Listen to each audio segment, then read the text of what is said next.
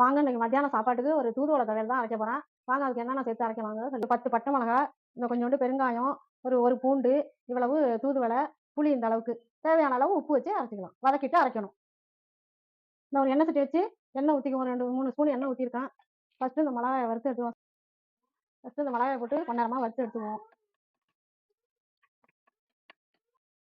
தூதுவளையை நல்லா ஆஞ்சிட்டு அலசி தண்ணி வச்சு வச்சிருக்கேன். இப்போ பொருளாக வதக்கிட்டு அரைக்கிறப்ப காஞ்சி இந்த பெருங்காயத்தை போட்டு பொரிச்சு எடுத்துக்குவோம்.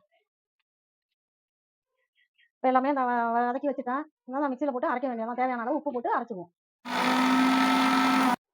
நான் மிக்சி ஜாரில் போட்டு அரைச்சி எடுத்துகிட்டு வந்துட்டேன். நம்ம சாப்பாட்டில் போட்டு நெய் இல்லைனா நல்லெண்ணெய் சேர்த்து சாப்பிட்டோம்னா செம்ம டேஸ்ட்டாக இருக்கும். சாப்பிடும் போது காமிக்கிறேன்.